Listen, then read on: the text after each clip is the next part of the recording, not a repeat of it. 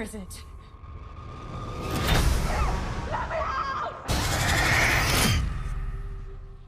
Hey guys, so it is time to talk about Alien Covenant. I recently saw this in theaters, of course. I was very excited for it, although it had been a minute since I watched Prometheus, so forgive me if a few of the details between the two are a little bit lost. I'm mostly going to be talking about it kind of as its own thing, entity.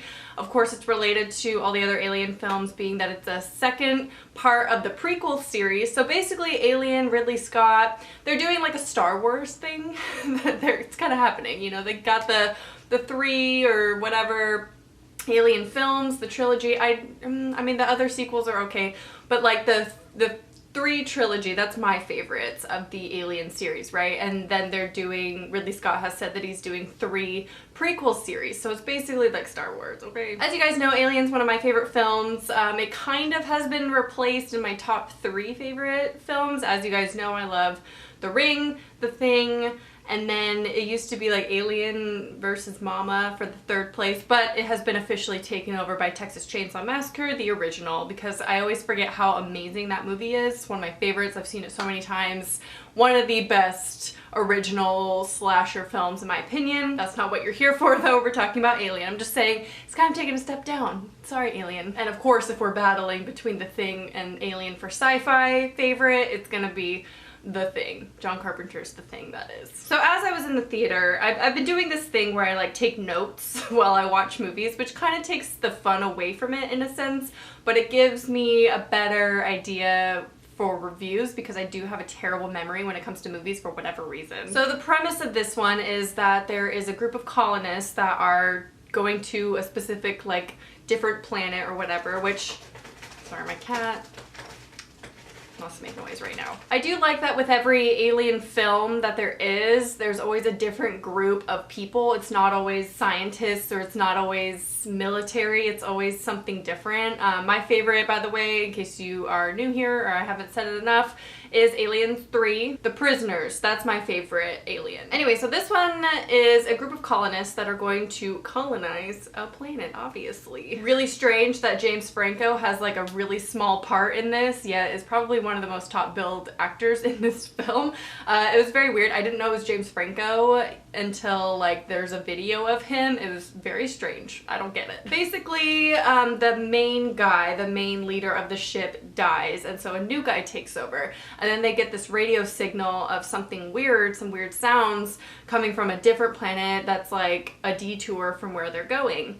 And so the guy decides that, hey, we're gonna go there and see, because they look it up on the thing, you know, and they deem that that planet is safe for humans, the air content, everything is safe. And so he's like, if it's so much shorter to get there, we don't have to go into cryo sleep or, you know, be asleep for 7 years. We can just go there and try to colonize there. So that's what they do. And they go there, and first of all, it's beautiful. I heard that part of the film was filmed in Australia, so it was gorgeous. So of course there are things on this planet that are abnormal. You know, aliens, because they're on another planet. There is a life form already there. And that's kind of where the movie like takes off. It takes place mostly on that planet, and there's some really good twists in this film, like unexpected, and I loved them. So let's get into some of that. Okay, so the rest of this might be a little spoilery if you haven't seen it yet. First of all, I just want to talk about how bad this did in the box office, because like,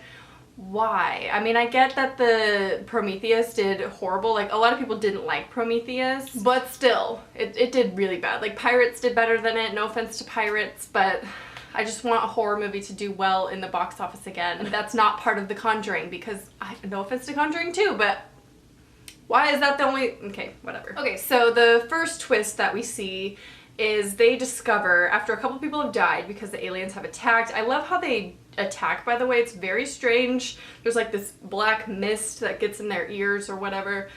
Excuse me. And then they, you know, bust out of their bodies. I loved that because, you know, classic. So they are kind of in chaotic mode.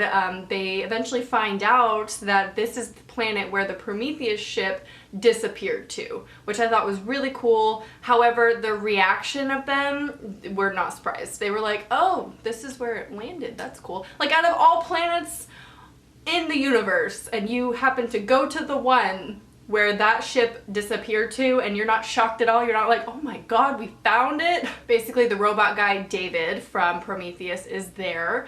And then he plays a very interesting role in this film. And of course I gotta talk about the little romance between him and the other robot, his clone. That was strange because I wasn't expecting it. My friend and I were like, are they gonna kiss? Because like there was some tension there, and I was like, no, of course not. They're robots. Like they're not gonna kiss as alien. I don't know, but then they do. They kiss. I was very shocked, and I honestly thought maybe it was kind of a Jennifer's Body type of thing where it's jarring at first, so you don't quite understand. Like, well, why would they put that in this film? Like, I'm not against it by any means. But it's kind of like in Jennifer's Body when they make out for no reason and you're like, what the hell? I think it's because it's showing the manipulation of the other person on the other one that they're like preying on. What? Okay. Does that make sense? Like, I think that was David manipulating Walter. I think that's his name. So obviously, based on that, this is a spoiler, by the way. In case you haven't gotten that yet, we're talking about spoilers. Sorry. I don't think I did an official warning. But obviously, David plays the antagonist in this movie, which I loved him as the antagonist. I was actually, like, okay with it. I wasn't really attached to any of the other characters except for maybe the main girl because she was very reminiscent of the original, you know, badass female role. So because David was the antagonist, he basically took the alien to this planet and killed off, there was like this scene where he killed off, it's like a flashback though, the original life form that was already there, and they were just doing their own thing, and then they, you know, were eaten alive by these aliens basically. So he could recolonize the alien population. So that was an interesting twist as well. Honestly, this was a mix between CG and practical effects, and the CG had okay moments and then it had bad moments in my opinion. I just love practical effects so much, and I know it's probably more expensive and so much harder to do, especially when we have the convenience of technology, but I just miss, you know, movies doing practical effects so much. So anyway, so I thought the best part of the film was kind of the beginning leading up to the middle and then kind of the climax, and then at the climax is when it gets a little bit bad for me because it honestly was so predictable by the end. I knew exactly what was going to happen. It was, you know, the ending became suddenly very happy, and I was like, no, there's probably another movie coming. They're not going to end on a happy note, clearly. So they're back on the ship. There's like a couple of them. I mean, it kind of like tricks you to think that, oh, well, you thought they were going to get out safe, but nope, there's something on the ship because it goes to a happy moment, another climax moment where they have an alien on the ship and they're doing everything they can to get it out. They get it out, another happy moment. And so you're like, maybe it could end happy. I knew better. I was like, no, something's weird with this robot here. I don't trust him. So clearly, in the end, he, you know, David, I guess, took over Walter, what, I can't remember his name, sorry, but he was the robot then and tricked the other people, and now he's on the ship and he's still obviously the antagonist. So that was that. And the ending line was the cheesiest thing. I mean, really? They tucked everyone in, right? And the robot doesn't have to go to cryo sleep, obviously. So he's gonna tuck the girl into her little booth, and then she realizes something's weird, and as it's closing, she realizes, or after it closes, she's like, oh my god, this is him. She starts screaming. She can't do anything at this point, and so he says, don't let the bed bugs bite. Like, did we need that line? Did we really? So that was a little cheesy for me. And so the ending and the ending line, like all of that was kind of like a for me. But I liked the planet stuff and seeing the, you know, him recolonizing the aliens. All of that was pretty cool. Overall, this movie wasn't bad. I really enjoyed it.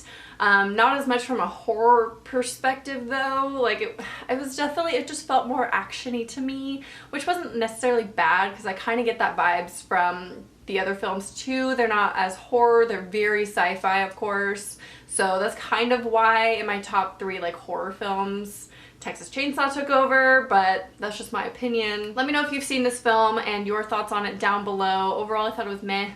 Maybe that's an explanation of why it did bad in the box office, but people didn't know that really going in, so I don't know. Anyway, leave your thoughts down below, leave some more movie requests that you want me to do down below, and maybe some like top 10 lists or whatever you can come up with down below. And I hope you enjoyed, and I'll talk to you soon. Bye.